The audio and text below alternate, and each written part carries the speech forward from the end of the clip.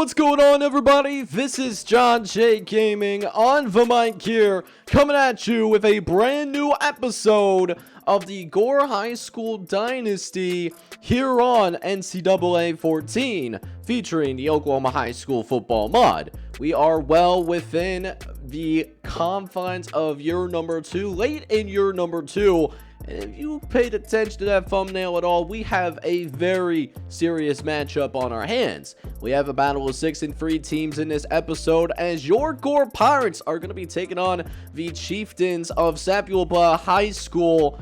And the winner of this game will likely have a berth to the 4A Sectional Championship game on our hands. So this is a massive matchup that we have to win if we want to guarantee ourselves a spot in that conference championship game at the end of the season. This is a big game for our program. This is a big game for Sapulpa's program as well. So I hope you guys are absolutely ecstatic about today's episode, because guys, let me tell you, I certainly am, because we got a good one on our hands here today, and I hope you guys are excited for it. If you are, make sure you go ahead, smack that like button, hit that subscribe button as well if you happen to be brand new to the channel. Let's go ahead and send it down to the field in Sapulpa, Oklahoma for today's matchup in the Oklahoma High School football mod. Let's get it, boys. So let's go ahead now and get this de facto 4A Sectional Championship officially underway, or at least a semi-final game. Matt Gimentar is going to start by throwing over to the left-hand side, and it's a beautiful throw to Casey Shiverly. That is a route pattern that is starting to find some serious luck. We might have to integrate that a little bit more into the playbook. We got to build off of that as well. 3rd and long coming up. Let's see if we can go ahead and pick up this first down. And we have the numbers, but beautiful job there by 12 in order to prevent that pass from being completed in the first place. And now we have to punt this football away to the Chieftains of Sapulpa, who tried the same thing. Also happened to try to go ahead and do that halfback screen, and it didn't work for them either. So, hey, it's not the only one. We're not the only ones having problems, running the halfback screen today. So let's see if we can go ahead and get a free and out here to get things going. 3rd and 5 coming up for your Gore Pirates. Looking for our defense to get them off the field. 3rd and 5. Legis is going to drop back the pass. He's got a little bit of time. Fires over to the left-hand side. But Zaire Joseph can't bring him down. Eventually, you have Quadir Johnson finishing the job, but Marco Smith, he's already picked up the first down. So that is a tough pill to swallow, man. Really tough pill to swallow. But thankfully, it might not hurt us too much, though, as we do get them into a 3rd and 13. Just going to have Dalton Barrettine play back a little bit here. Looks like it's a doubles concept, and Dalton Barrettine there to make the tackle, and just good coaching there. Recognizing the situation, that didn't need to make a big time play, but now let's see if our offense can make some of those big time plays. Gimentar is going to drop back the pass. He's going to set up the quick screen over to Jody Tentry, who makes the man miss, and now he's off to the races. The junior with a 26-yard reception, setting us up inside the 25-yard line.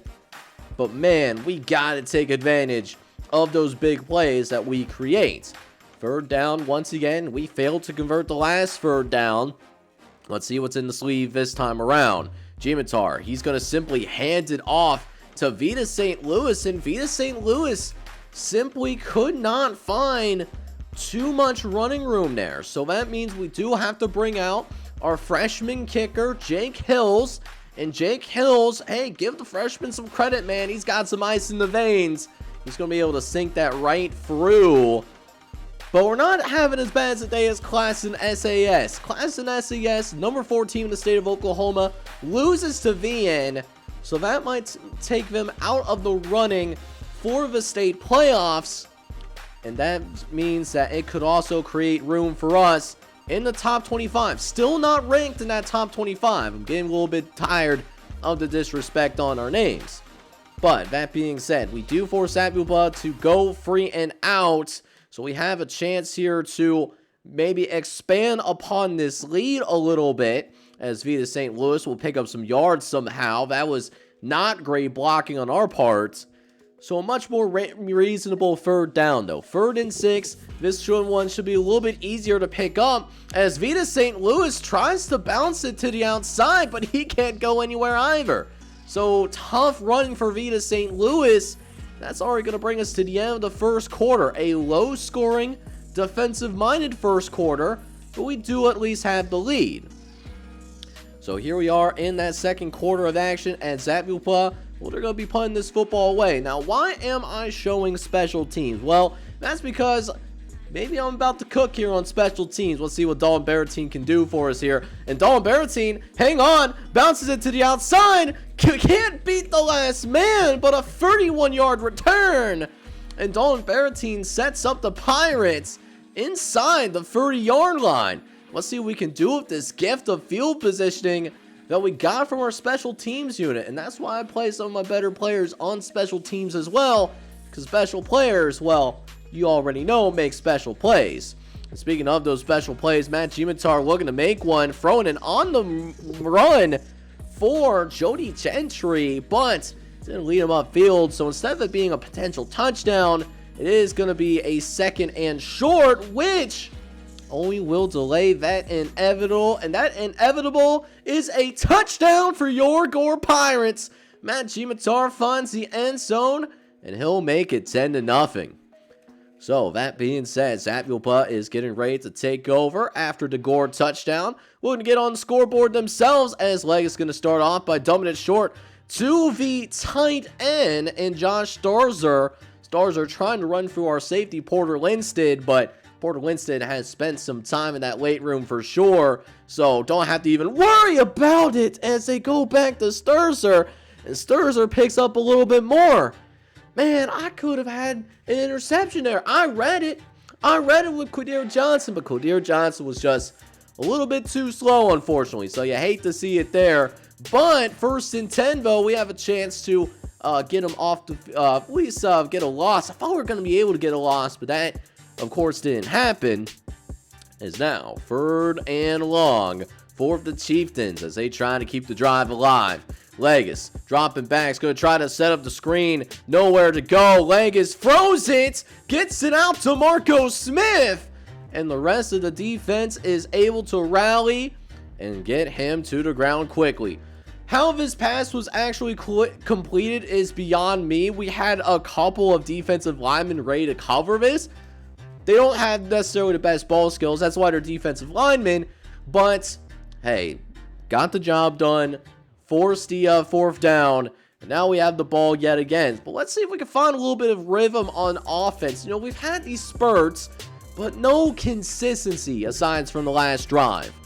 So we'll see if we can find that consistency here on this one, as Vita St. Louis will move us forward for a gain of 7. I think that's the key. Just get that ground game going. Doesn't have to be these explosive plays. You know, just keep us on schedule, because these 3rd and 9s, guys, we are not about these 3rd and 9s, man. I do not like 3rd and 9s at all. But Jake Duran, on the other hand, he can make something happen on a 3rd and 9, and sure enough, we're still going to have the ball in our hands after all. The drive will continue. Now we start off our 2-minute drill. Gimatar has the blitz sent towards him, but handles it calmly. Is able to find Casey Shiverly, who immediately gets out of bounds, and will also stop the clock with 1:51 left to play in the first half. And you know what? Why not go back to the well yet again? It's been working really well. Trying to throw over the middle to Beef Wellington, but that was off target. Ben Bryant honestly could have had an interception there. Instead, it's 2nd and 10, and Matt Gimatar does not like what he sees upfield, so he's just going to scramble out of the pocket there. Wise decision by the junior quarterback. And now we're in the red zone once more. Gimatar looking to the right-hand side, finds Jody Gentry, who does the rest of the work as your Gore Pirates find the end zone. Touchdown, Gore! And it's going to be a gory day for Zapulpa if it's not going to be rectified quickly, because they're already going to be down 17-0. I think we might. There's a slight chance that we get the ball to start the second half. I'm not 100% sure. I recorded this a few days after I'm video commentating this, so the details are a little bit fuzzy for me, to be honest with you guys. But either way, Justin Time should have had an interception. Not very timely hands at all. Certainly does not have Allstate in his back pocket at all.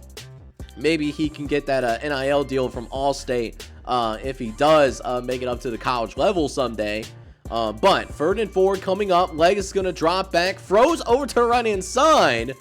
And he'll make the... Did he make the catch there? That looks a little bit on the close side. So much so as that they're going to talk about it. And they would eventually reverse this call. So Leg stays on the field and almost ends it right away. Easton Lynn had a beat on it. Just could not finish the play, unfortunately.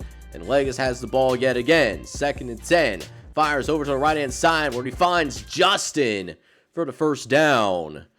And preserving those 2 timeouts as well, which could become very important as Legas tries to scramble, but nowhere to go for Cooper Legas, as he's eventually brought down by multiple Gore Pirate defenders.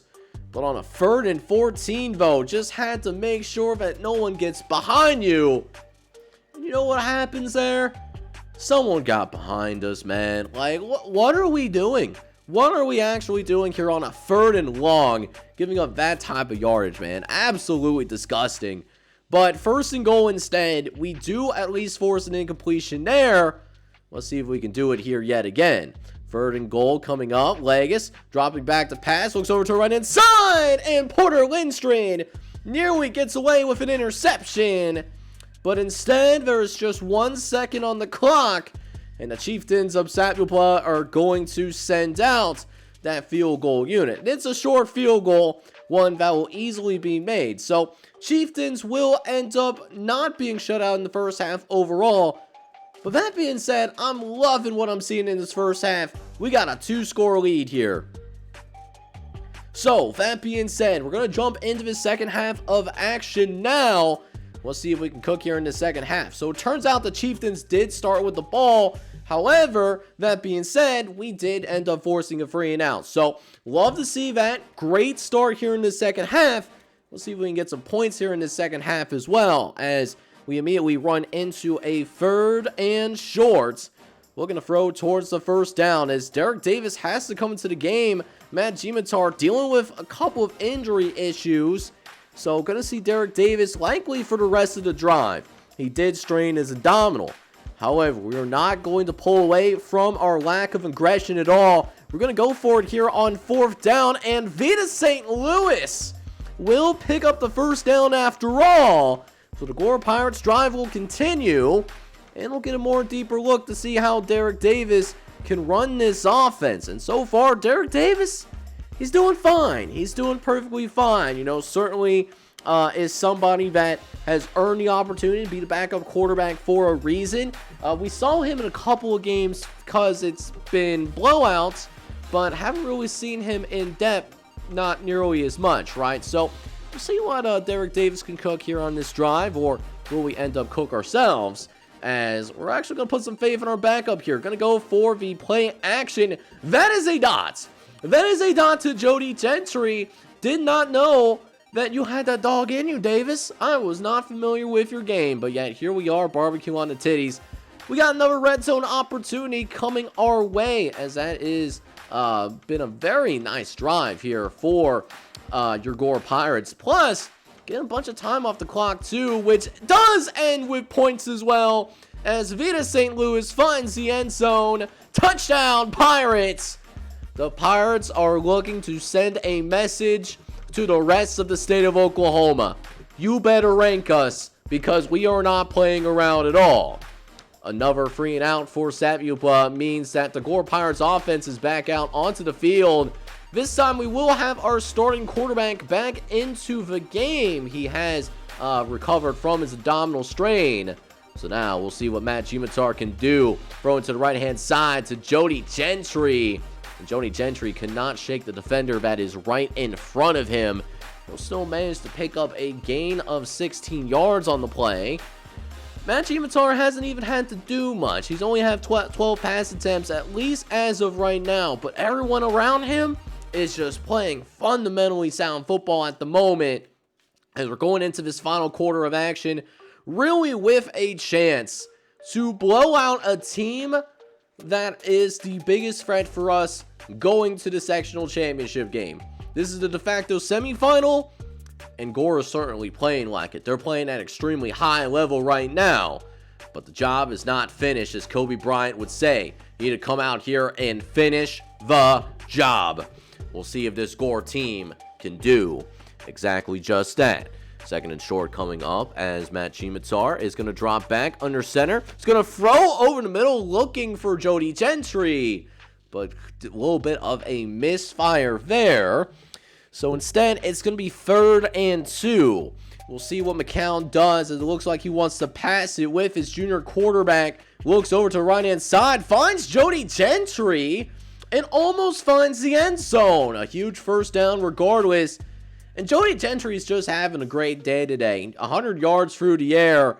We'll see if we can possibly get 2 touchdowns for him, but it's going to be a lot harder after Matt Gimatar took that sack. Brian Vaughns was there on the pressure. And listen, it was good coverage by the DBs. I don't want to take anything away from them, but we also need to block a lot better. Like, come on, bro. We can't be doing that. So, 3rd and goal. We're going to try to set up the screen, but the screen's not there either. So, Matt Gimatar is going to try to scramble, and this is bad. This is absolutely terrible. Anderson thankfully picks up the fumble for us, but it's brought down to about the 30. So, this might be outside of our kicker's field goal range. Jake Hills is an accurate kicker, but he doesn't have a big leg. Still needs to get into the weight room and get used to varsity football. So, even though it's from the 30-yard line, we're going to go for it here and just kind of throw it up. This would be a good time if we got an interception. That would have been cool, but Canoe Fields could not bring it in. He understood the situation, actually would save himself 10 yards if he dropped it. And listen, he followed coaching pretty well there. So, less than 5 minutes left to play. We're still only up by 21. Man, we really should have scored there. We really should have gotten away with at least something, right? Like, that's a tough pill to swallow. Let's see if our defense can pick things up for us here. 3rd and short coming up for your Chieftain, or for the Chieftains, not our Chieftains, obviously. Not our team, not our problem. And Marco Smith is going to have a bigger problem on his hands. He can't find any running room running to the outside, as Quadir Johnson was there to meet him. Brandon Berry was there to initially hit him, but 4th and 4 instead, and the Chieftains are going for it. Lagos is going to be in the shotgun. Looks over to the left-hand side, and it's nearly intercepted. Multiple Gore defenders were there. They all drop it, but it's all good. It is all good with us because we get the ball to take over here with less than 4 minutes to go, on the verge of essentially clinching a trip to the 4A sectional championship game. We just got to finish it on this drive here, though. Cannot have any disasters. Running it up the gut with Via St. Louis, just keeping it on the safe side, and Via St. Louis find a lot of space, and Zabuba recognizes the situation as well. They have to start using their timeouts. They only have 1 timeout remaining. We'll see if it can be used to stop them here. And Matt Gimatar picks up the first down. So the Chieftains, well, they are officially out of timeouts. No more timeouts left for the Chieftains. We could now run the rest of this clock. And that allows us to run another 40 seconds off the clock. I know Via St. Louis really wanted that second touchdown. He might still get it, but it helps run some time off the clock, as we'll now just call a quarterback draw instead for Matt Gimatar. Nobody there to account for him. We had the numbers in the box. That was easy peasy, lemon squeezy. Touchdown Pirates. And we now have a dominating lead over the Chieftains on the road. We're going to be up 31-3. But still, the message remains the same. Finish the job, because the job is not finished. We'll see if our defense can do exactly that as they have a 2nd and 5 coming up. Legis drops back, looks over to the right-hand side and finds the tight end Josh Sturzer, who gets lit up by the sophomore sensation Porter Lindstrade. And that will mean a 1st and 10. Legis drops back the pass, looks over to the right-hand side and quickly finds Brock Lane for a gain of 6 yards on the play. That'll allow the Chieftains to at least be on schedule here on a 3rd and short, but time really becoming an issue. It seems like they don't have a lot of urgency, it almost seems like, which is really surprising because of the fact that, you know, they were calling all these pass plays earlier. And Marco Smith here, well, he just makes a business decision and getting out of bounds. So the Chieftains end up punting the ball back over to us, and that is going to wrap things up here, folks. We get a big-time win in a critical conference matchup. We blow out Sapulpa 31-3 and control our own destiny. So, I probably said this multiple times by now, but we dominated this game, and the crazy part is I don't think the play calling was necessarily perfect either. Matt Gimitar only had 16 pass attempts in the game. He had 142 for a touchdown. Do want to give a quick shout out to Derek Davis, who did come into the game when Matt Gimitar got shaken up. He did lead a decent touchdown drive as well. But today, a lot of our magic actually happened in our running game, and while it wasn't eye-popping numbers, it was more than enough to control the clock, which is a huge deal for us. Vita St. Louis had 21 carries for 91 yards and a touchdown in this one. Matt Gimitar did not have those same eye-popping numbers, but he did have 2 rushing touchdowns on the day as well. Now, for the receiving game, it is all about one man and one man only, and that is the junior, Jody Gentry. Jody Gentry caught the vast majority of our pass today. He was a problem. He was an absolute problem for the Sapulpa secondary today. He ends up going for 100 yards and a touchdown. Also caught 7 balls as well. And defensively, listen, our defense was on the field that much because when they were, boy, were they handling that business. Matter of fact, they would say that they were standing on business as well. Had a few guys with 5 tackles today. Brandon Berry, Dalton Barrettine, and Thomas Holsky.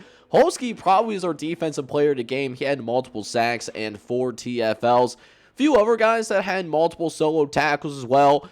Zaire Joseph had 3 tackles. Easton Lynn had 3 tackles. Quadir Johnston actually had 3 tackles. And then the backup, LaQuin's Cobb and Porter Lindstrade all had 3 tackles as well.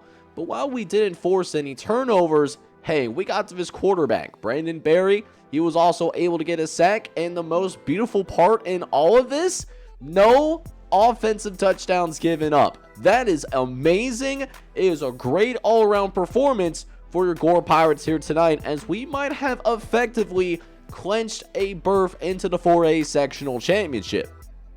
Now, I said effectively because we still have to win at least one of our next 2 games in order to make sure that happens. But what this game does is that we control our own destiny. We are on top of our division in the 4A sectional conference. So focus on these 2 games up ahead. We could have a sectional championship on our hands later on this season. But the road is certainly not going to be easy. Probably one of the tougher games that we played this season. A Washington Warriors squad awaits us in the very next episode. Even though they're not ranked by OK Preps, this team is good. 9-1 is certainly not an accident. We'll quickly preview that game in the next episode before we jump into that, because oh baby, it's gonna be a doozy. But I hope you enjoyed this episode though, as we were dominant against the Sapulpa Chieftains here tonight. And with that being said, I'm gonna get ready to sign off. If you enjoyed this episode, make sure you go ahead and do a couple of things for me real quick. Make sure you go ahead and smash that like button, because it does help me out tremendously with that oh so mighty YouTube algorithm. If you're brand new to the channel and you like the vibes as well, make sure you go ahead and smack that subscribe button. Join the community, man. We would love to have you. But with that being said, this is John Chick Gaming on the mic signing off, but hoping you guys are out there having a good one. Take care, everybody.